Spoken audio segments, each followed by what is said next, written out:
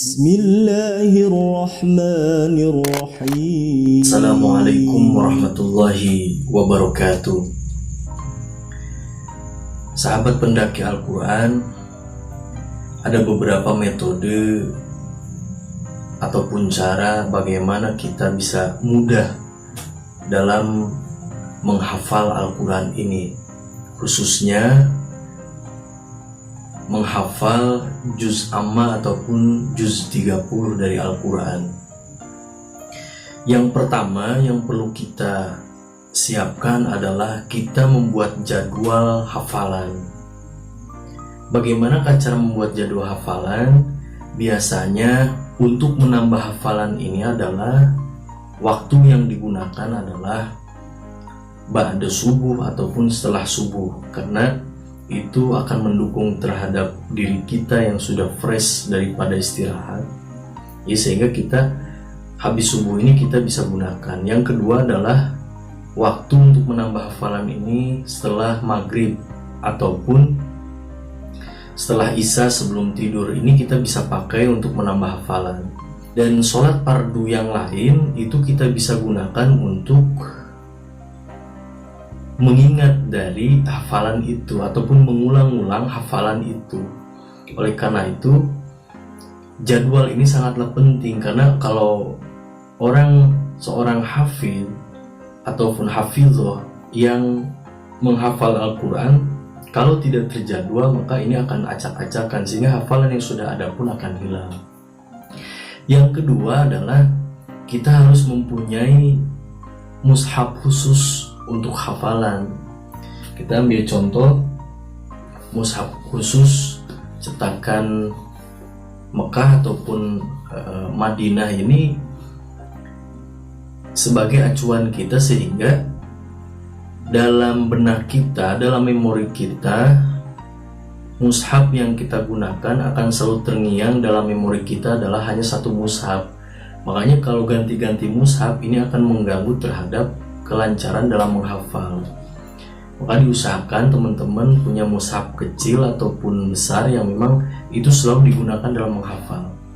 Yang ketiga itu adalah sebelum menghafal kita harus membaca terlebih dahulu surat apa yang kita hafal. Karena kalau misalnya tidak dibaca itu akan sikol, yaitu akan berat dalam menghafal. Nah, oleh karena itu sebelum menghafal maka baca dulu, minimal itu 10 kali dibaca. Makanya setelah dibaca 10 kali, lidah kita sudah mulai terbiasa terhadap apa yang akan kita hafal, sehingga dalam menghafal tidak terlalu berat. Yang keempat adalah kita ketika ada surat yang panjang maka tidak boleh dipaksakan satu surat panjang itu untuk dihafalkan. Tapi satu surat panjang ini kita potong terlebih dahulu. Misalkan kita ambil yang akan dihafal adalah 15 surat atau 10 surat. Ambil contoh misalkan surat An-Naba itu terdiri daripada 40 ayat. Maka kita bisa pergunakan satu hari itu kita menghafalkan 10 ayat dari An-Naba ini. Maka jangan dipaksakan dalam satu hari itu kita menghafalkan keseluruhan atau 20 ayat sehingga di luar kemampuan kita, maka menghafal ini akan berat.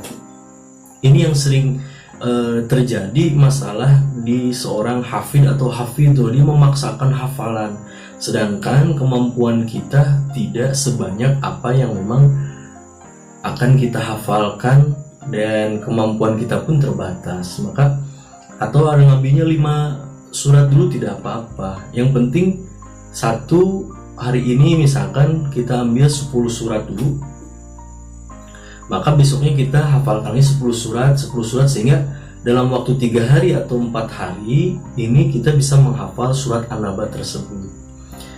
Yang kelima adalah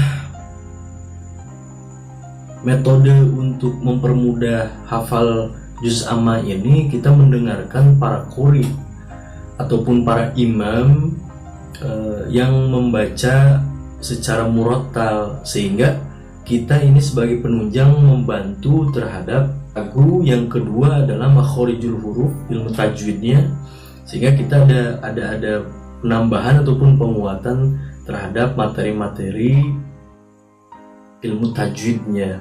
Yang ketujuh adalah harus ada guru ataupun teman kita untuk setoran hafalan, sehingga ini sebagai bentuk evaluasi bahwa hafalan kita ini sejauh mana kita berjuang dalam menghafal ini.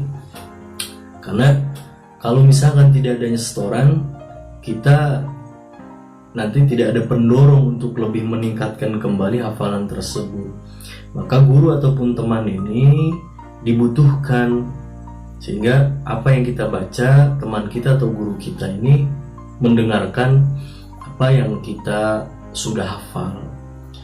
Itu mudah-mudahan ada manfaatnya dari metode menghafal mudah juz amma ini. Mudah-mudahan ada kebaikan untuk kita semua, dan selamat berjuang menjadi seorang hafidh dan hafidhah. Assalamualaikum warahmatullahi wabarakatuh.